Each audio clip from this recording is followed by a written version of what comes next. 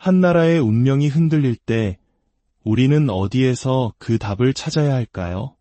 때로는 역사의 기록 속에서, 때로는 당대의 지성인들의 통찰 속에서 길을 찾기도 합니다. 하지만 오늘 우리가 나누고자 하는 이야기는 조금 다른 곳에서 시작됩니다. 그것은 바로 외면하고 싶었던 대한민국 심장부 깊숙한 곳의 진실을 마주하게 할 한 영적 지도자의 눈물에서 비롯된 이야기입니다. 경기도 김포의 깊은 산속, 40년간 하늘의 뜻을 읽어온 한 보살이 10년 만에 처음으로 눈물을 흘렸습니다. 그녀가 마지막으로 눈물을 보였던 날은 온 국민의 가슴에 깊은 상처로 남은 2014년 세월호 참사가 일어나기 바로 하루 전날이었습니다. 그리고 다시 그녀는 하늘의 거대한 기운이 바뀌는 것을 느끼며 침묵 속에서 눈물을 쏟았습니다. 이런 하늘의 기운은 처음이다. 그녀의 이 한마디는 단순한 예측이나 가벼운 전망이 아니었습니다. 이것은 바로 지금 이 순간을 살아가는 우리 모두의 가정과 미래, 그리고 이 나라 전체의 명운과 직결된 중대한 경고이자 메시지였습니다. 보살은 말했습니다. 하늘이 마지막 패를 준비하고 있으며 이것은 단 한 사람의 문제가 아니라고. 앞으로 다가올 시간 동안 대한민국 전체가 중요한 갈림길에 서게 될 것이며 그 거대한 변화의 중심에 한 인물이 서 있다고 했습니다. 보살은 세 가지 징조가 모두 나타나면 대한민국의 운명이 크게 요동칠 것이라고 예언했습니다. 첫째, 그동안 정치에 무관심했던 젊은 세대의 마음이 극적으로 돌아서는 것.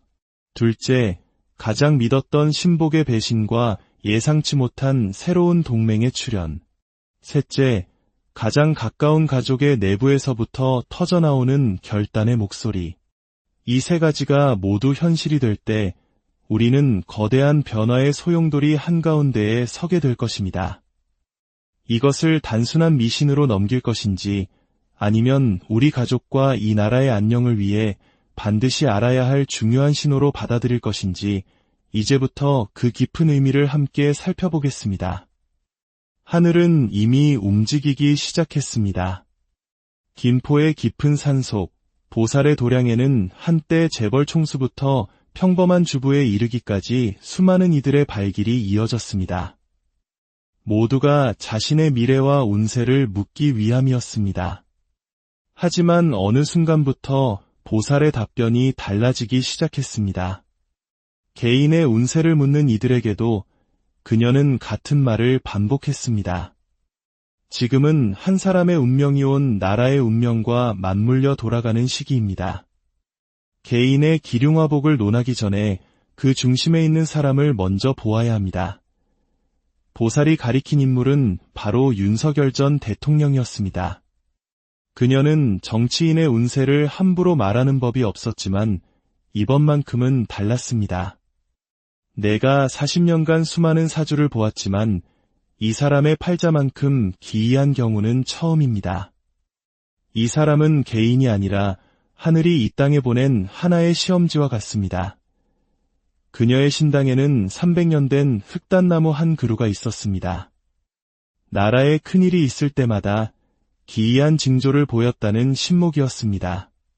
그런데 그해 초겨울 죽은 듯이 있던 그 나무에서 새순이 돋아났습니다.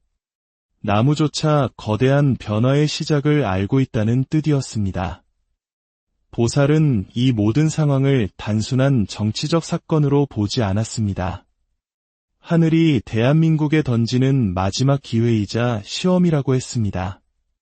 우리가 이 시험을 어떻게 풀어내느냐에 따라 앞으로 30년, 아니 그 이상의 국운이 결정된다는 것이었습니다. 그의 운명은 우리 모두의 거울과 같다고 했습니다. 그가 걷는 시련의 길은 대한민국이 함께 걷는 시련의 길이며 그에게 주어질 기회는 곧 우리 모두에게 주어질 기회라고 했습니다. 실제로 그의 사주에는 놀라운 비밀이 숨겨져 있었습니다. 1960년생, 이 땅이 가장 가난하고 힘들었던 시기에 태어나 산업화의 기적과 민주화의 격동을 온몸으로 겪으며 지금에 이르기까지 그의 인생 행로는 대한민국 현대사의 굴곡과 정확히 일치했습니다. 한 사람의 팔자가 나라의 운명과 이토록 깊게 연결된 경우는 천년에 한 번 있을까 말까 한 일이라고 했습니다.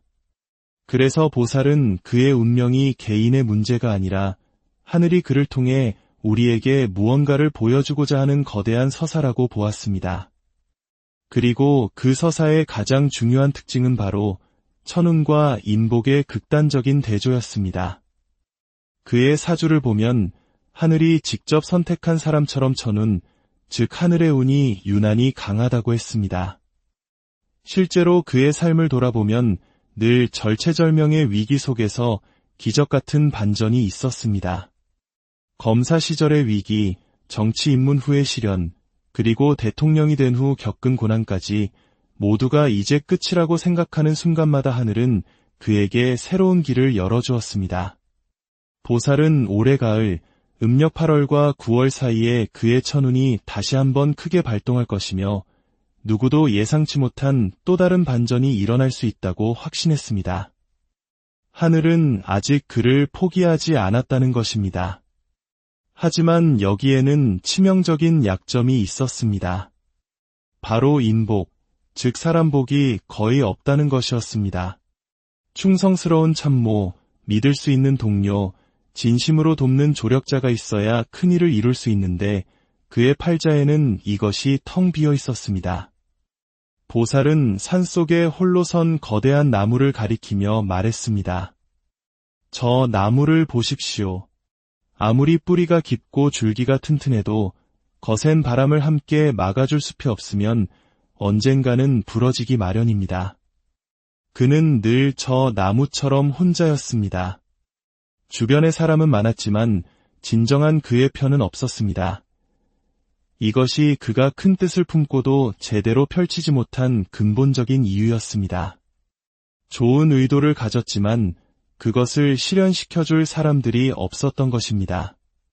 측근이라 믿었던 이들은 결정적인 순간에 등을 돌렸고 충성을 맹세했던 이들은 자신의 이익을 먼저 챙겼습니다. 인복 없는 지도자의 숙명은 늘 배신당하고 늘 홀로 싸워야 하는 것이었습니다.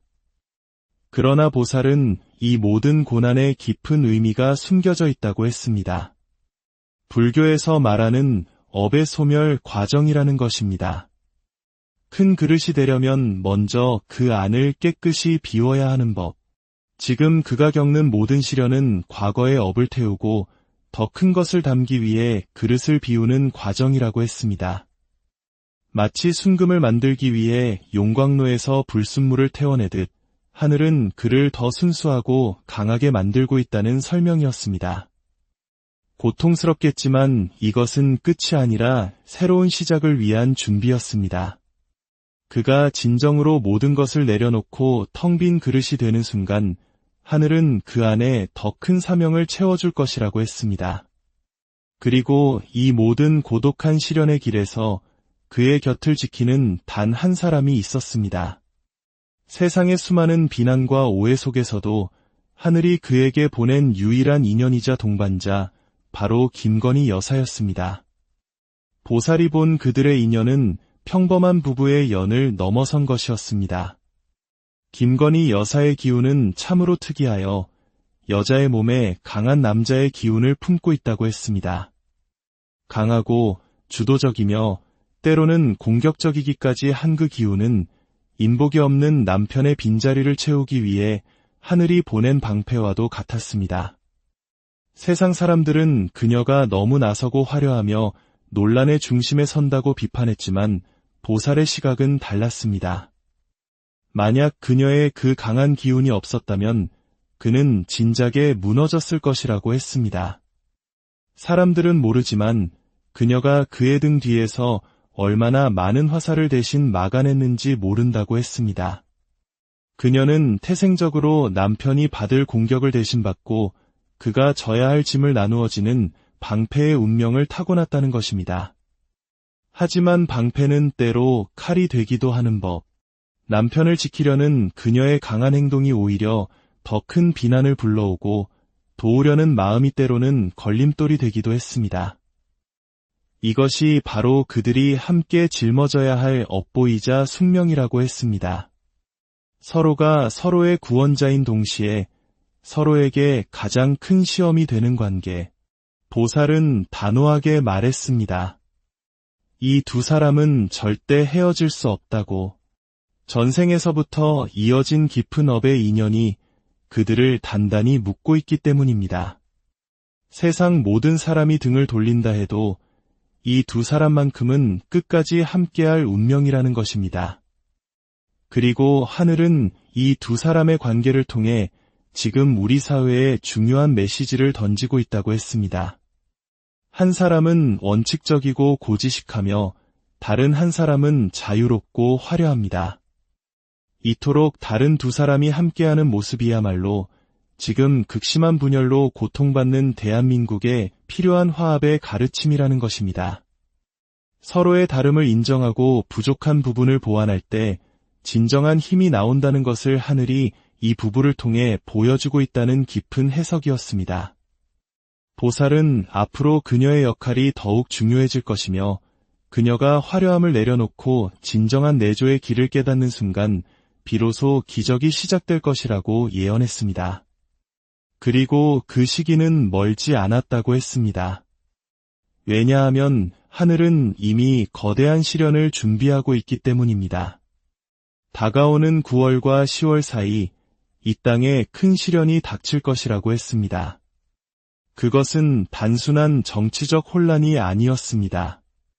경제가 뿌리째 흔들리거나 자연이 분노하거나 혹은 외부의 거대한 위협이 닥칠 수도 있다고 했습니다.